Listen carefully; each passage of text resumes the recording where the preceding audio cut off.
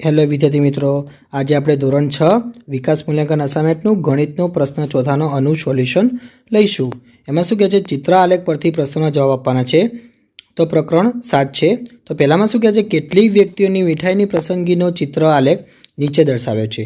જો ચિત્ર આલેખમાં 0 બરાબર, અહીંયા મેં ગો રાઉન્ડ કરી લે કે વર્તુળ બરાબર 5 વ્યક્તિઓનું પ્રમાણ હોય તો આપેલ પ્રશ્નોના જવાબ આપણે લખવાના રહેશે। આપણે મીઠાઈઓ આપેલી છે। મીઠાઈમાં પેડા છે, લાડુ છે, બરફી છે, જલેબી છે, ગુલાબજાંબુ છે, મોહનથાળ છે। અહીંયા પસંદગી કરનાર વ્યક્તિઓ મેં અહીંયા વર્તુળ દોરેલા છે। તો પેડા કેટલાને ભાવે છે, તો કે અહીંયા કેટલા વર્તુળ છે, તો કે 1 2 3 4 ને 5 વર્તુળ। તો અહીંયા લખેલું છે વિદ્યાર્થી મિત્રો કૌંસમાં જોડે, જો એક વર્તુળ બરાબર 5 વ્યક્તિ તમારે સમજવાના, તો કે પાયો 25 પેડા વ્યક્તિ 25 વ્યક્તિને પેડા ભાવે છે, એમ આપણે કહી શકીએ છીએ। તો લાડુ કેટલા વર્તુળ છે, તો કે 3 વર્તુળ। તો કેટલા વ્યક્તિ થાય, તો 5, તો કે 5 તારી 15 વ્યક્તિને ભાવે છે। પછી બરફી તો કેટલા વર્તુળ છે, તો કે 1 2 3 4 5 6 છે, એટલે કે 6 5 30। જલેબી કેટલા વર્તુળ છે, તો કે 6, તો કે 6 5 30। ગુલાબજાંબુ તો કે 8, તો કે 8 5 40। મોહનથાળ તો કે વધુ 10, તો કે 10 વ્યક્તિને ભાવે છે। ચલો એના પરથી પ્રશ્ન જવાબ લઈશું। તો પહેલો છે કે કઈ બે મીઠાઈઓની પસંદગી કરનાર વ્યક્તિઓની સંખ્યા સરખી છે। તો તમને ખબર પડી જાય, જો બરફી અને જલેબી બંનેની મીઠાઈઓ કેટલી છે, બંનેની સરખી છે, તો બરફી અને જલેબી આવશે। બીજો લઈશું, એમાં શું કહે છે, લાડુ પસંદ કરનાર વ્યક્તિઓની સંખ્યા કેટલી છે। તો કે અહીં જો અહીંયા તમને ખબર પડી કે લાડુમાં કેટલા આપણા વર્તુળ આપેલા છે, તો કે 3 વર્તુળ આપેલા છે। ઓકે, તો કે એક વર્તુળ બરાબર 5, તો માટે 3 વર્તુળ બરાબર, તો કે 5 ગુણ્યા 3, તો કે 5 તારી 15, તો 15 વ્યક્તિ આવશે। ત્રીજો શું છે કે લાડુ કરતાં પેડા પસંદ કરનાર વ્યક્તિઓની સંખ્યા કેટલી વધુ છે, તો લાડુ માટે 15 છે, પેડા માટે 25 છે, તો કેટલી વધુ છે, તો 25માંથી 15 કાઢી નાખો તો કેટલો જવાબ આવશે, 10 જવાબ, તો કે 10 વધુ છે। ચોથો લઈશું, તો કે કેટલી વ્યક્તિઓને ગુલાબજાંબુ પસંદ છે, તો કે 8 વર્તુળ છે, એટલે કે 8 ગુણ્યા 5 કરીશું, તો કે 40 વ્યક્તિઓને ગુલાબજાંબુ પસંદ છે। પાંચમો લઈશું, એમાં શું કે સૌથી ઓછી પસંદગી કઈ મીઠાઈની છે, તેમાં કેટલી વ્યક્તિ છે, તો કે સૌથી ઓછી પસંદગી મોહનથાળની છે, તેમાં 2 વર્તુળ છે, એટલે કે 2 ગુણ્યા 5 કરીશું, તો કે 10 વ્યક્તિ છે। હવે આપણે બીજો લઈશું, એમાં શું કહે છે, એક કબાટમાં 6 ખાના છે, દરેક ખાનામાં ચોપડીઓ ગોઠવેલી છે, નીચે ચિત્ર આલેખમાં તેની માહિતી આપી છે। ચિત્ર આલેખ પરથી નીચેના પ્રશ્નોના પણ જવાબ આપણે આપવાના રહેશે। તો ખાના નંબર લખેલો છે। વિદ્યાર્થી મિત્રો, તમે ચિત્ર આલેખ જોજો, એની જોડે તમને દેખાય છે એક ચોપડી બરાબર 10 ચોપડી લખેલું છે, એક ચોપડીની દોરેલી છે, એની બરાબર લખેલું છે કે 10 ચોપડી, એટલે કે એક ચોપડીનું ચિત્રને આપણે કેટલી ચોપડી સમજવાની, 10 ચોપડી સમજવાની રહેશે। તો ખાના નંબર 1 2 3 4 5 અને 6 છે। ચલો એના પરથી પ્રશ્ન જવાબ લઈશું। તો પહેલામાં શું કહે છે, કબાટમાં ખાના નંબર 3માં કેટલી ચોપડીઓ છે, તો આકૃતિ કેટલી છે, તો કે 6 છે, તો 6 ગુણ્યા 10 એટલે કે 60 ચોપડીઓ છે। બીજો, કબાટમાં કુલ કેટલી ચોપડીઓ છે, તો કે કુલ કીધું છે, તો બધાનો સરવાળો કરવાનો।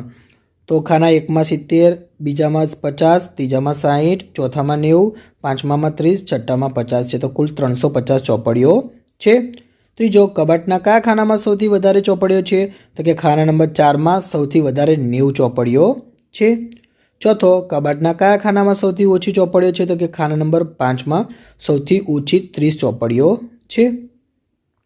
પાંચમો લઈશું, કબાટના કયા ખાનામાં ચોપડીઓની સંખ્યા સરખી છે, તો કે ખાના નંબર 2 અને ખાના નંબર 6માં ચોપડીઓની સંખ્યા સરખી છે। ત્રીજો લઈશું, એમાં શું કહે છે, સહશિક્ષણ આપતી એક મિડલ સ્કૂલ, એટલે કે મધ્યમ સ્કૂલની દરેક ધોરણમાં છોકરીઓની સંખ્યા આપેલ ચિત્ર આલેખમાં ચિત્રિત કરેલ છે, તેનું અવલોકન કરી નીચેના પ્રશ્નોના જવાબ આપવાના છે। તો વિદ્યાર્થી મિત્રો, અહીંયા છોકરીઓ દોરેલી છે, તો જો કેટલીક જગ્યાએ અડધી છોકરી દોરી, એનો મતલબ કે 2 સમજવાની, તો અહીંયા એક ચિત્ર બરાબર 4 છોકરીઓ તમારે સમજવાની રહેશે। જો ધોરણ 1માં તમને ચિત્રો આપેલા છે, તમારે આલેખ દેખવાનો, આલેખની જોડે લખેલો ને એ વિદ્યાર્થી મિત્રો તમારે ભૂલવા નહીં જોવાનું, નકર તમે એ ભૂલી જશો તો તમારો જવાબ ખોટા આવશે। તો એક ચિત્ર બરાબર 4 છોકરીઓ તમારે સમજવાની રહેશે। જો અડધું ચિત્ર હોય તો કેટલી સમજવાની, 2 સમજવાની તમારે। અહીંયા કેટલી જગ્યાએ અડધું આપેલું છે દેખાય છે, બીજામાં, ચોથામાં, પાંચમામાં, પછી છેલ્લામાં અડધું છે, એટલે તમારે ત્યાં 2 છોકરી સમજવાની। ચલો આના પરથી પ્રશ્ન જવાબ લઈશું। પહેલામાં શું કહે છે, કયા ધોરણમાં સૌથી ઓછી સંખ્યામાં છોકરીઓ છે, તો કે ધોરણ લઈશું કે ધોરણ 8માં સૌથી ઓછી 6 છોકરીઓ છે। બીજો, શું ધોરણ 6માં ધોરણ 5 કરતાં છોકરીઓની સંખ્યા ઓછી છે, તો કે ના, ઓછી નથી, વધારે છે 5 કરતાં। ત્રીજો લઈશું, શું કહે છે ધોરણ 7માં છોકરીઓની સંખ્યા કેટલી છે? તો કે 3 ચિત્ર છે એટલે કે 3 × 4 એટલે કે 12 છોકરીઓ છે. ચોથો લઈશું ધોરણ 1 થી ધોરણ 8માં છોકરીઓની કુલ સંખ્યા કેટલી છે?